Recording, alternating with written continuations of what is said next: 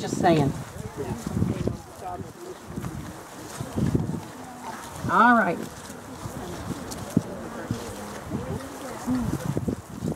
This is the tombstone of John Zulauf, and you see what happens to marble. Everything becomes illegible. He was born, I believe, at Thuringen, Switzerland. He was Jewish, and he came to America to settle the estate of someone he was related to, who was, I went out somewhere. Okay.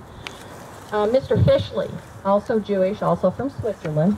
Mr. Fischli came over here very early, and he ran for many years the Jeffersonville Spa Springs. And that was where Claysburg is today.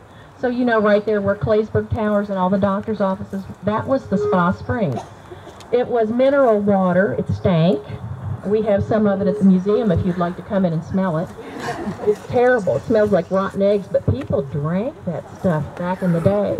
And of course all it was doing was cleaning out their digestive systems, and they thought it was some wonderful cure for disease. Probably helped some. Mr. Zulauf, let me see. Okay. The resort was famous from about 1810 to 1852 when the Methodists shut it down because it was a gambling casino, and there were some murders that had taken place there. Fischli owned so much property in Jeff that it took years to settle the estate, and Zulauf went back to Switzerland, got married. I guess he didn't think he was ever going to finish it up, and brought his wife back here, and he lived and died here in Jeffersonville. He loved it here. Mr. Fischli owned a lot of property. He rarely ever sold any property, preferring to retain control of all of his property. As a result, Jeff was financially stagnant and did not develop as it should have developed in the early days. The economy was in the tank at Jeffersonville, and when Fischli died in 1838, the people actually, believe this or not, celebrated with bonfires all over town. All the windows in the buildings and houses were lit up. The church bells rang, and so on, because now land would be sold off and the economy would kick into gear, and that's exactly what happened. Mr. Zulauf stayed here, became an outstanding promoter of Jeffersonville. He spoke 6 languages. He was president of the JM&I Railroad. He was a founder of the orphanage in Jeff.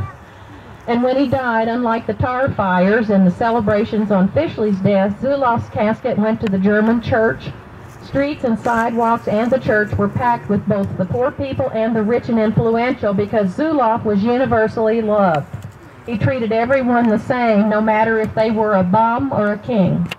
And people were actually really, really fond of him. His wife Wilhelmina is buried here too, of course, and she was big in with Mrs. Ransom in the orphanage thing, and a lot of benevolent societies that helped poor people all over town. And that's what you did before the government stepped in and took over all those things.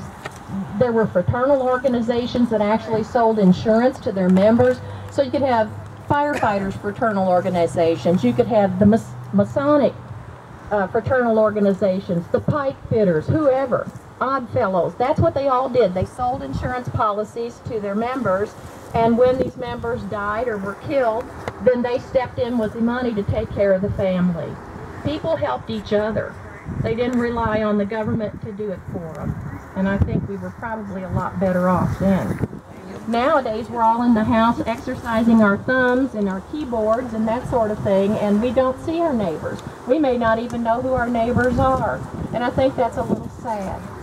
So, this was the 19th century.